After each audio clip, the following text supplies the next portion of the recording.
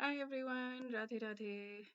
So today we're doing the final verse where Bhagwan Shri Krishna is talking about the soul and how it's different from the body. So he has explained this over the last few verses, how the soul is different from the body, and he's used this phrase "Natvam shochatam arhasi," like do not lament, do not feel bad about this, about basically fighting his teacher and his grandfather. That's the one that these are the two people that Arjun most does not want to fight, who are on the other side of the war. His teacher is there, Dronacharya, and his grandfather Bhishma. So he's saying, don't worry, don't lament, don't feel bad about that. So this has gone back to the Anushtup, the eight syllable meter. I think it's a 8 syllable meter. I really should find out exactly, but I think that's what it's called, Anushtup.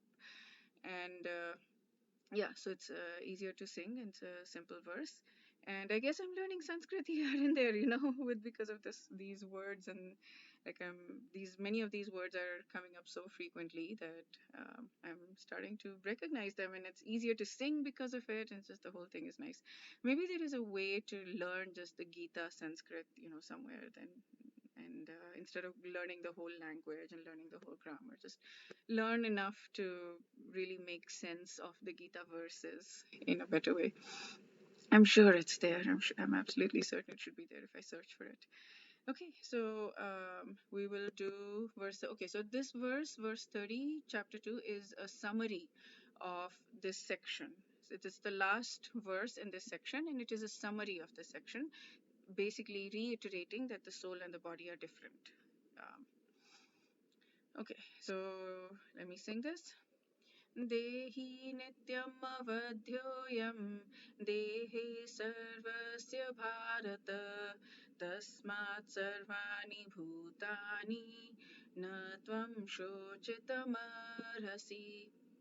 So dehi nityam avadhyoyam. So dehi nityam, dehi, the owner of the material body, nityam, eternally, avadhya, cannot be killed. So the owner of the material body, who is the soul, is eternal and cannot be killed. So let me read the full translation first. O descendant of Bharat, he called him Bharata, which is descendant of Bharat. He's called him before that as well. He who dwells in the body can never be slain. Therefore, you do not need to grieve for any living being.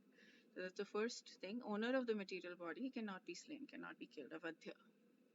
Uh, so Avadhyo Yam. Yam is the soul. Ayam, of course. Ayam is the soul. Dehe Sarvasya Bharata. Dehe, in the body of everyone, O descendant of Bharat.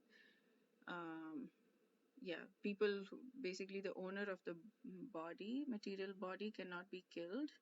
This soul is in the body of everyone.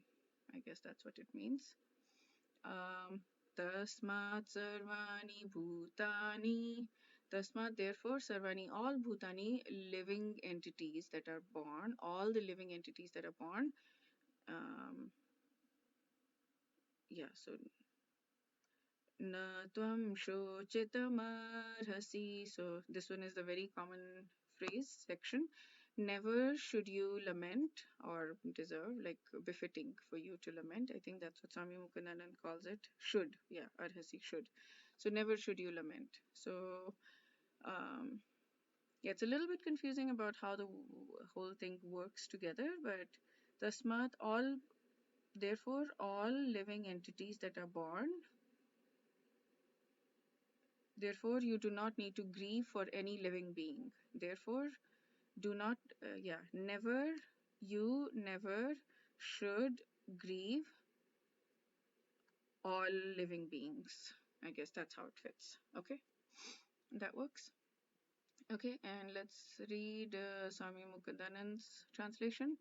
O Arjun, the soul that dwells within the body is immortal, therefore you should not mourn for anyone. Yeah, that's very well simplified version said. O Arjun, the soul that dwells within the body is immortal, therefore you should not mourn for anyone. Perfect.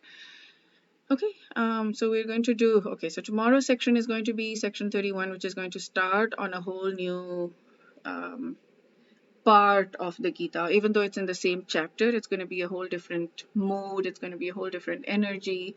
Yeah, it's going to be different. So it's not going to be the difference between the body and the soul anymore. It's going to be like something else. Okay, so I know that I'm not going to get to Chaitanya Charan Prabhu's overall explanation by tomorrow. I'm hoping that this weekend I will be able to do it, because I have some other things that I've planned like very intensely for the next few days, which are my personal growth related stuff, not this.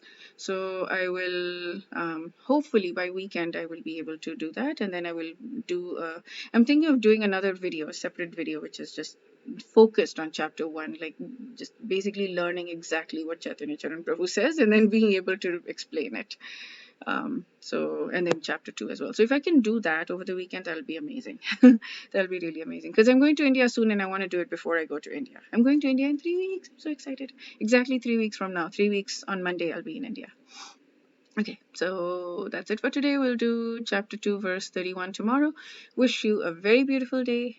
Radhe Radhe.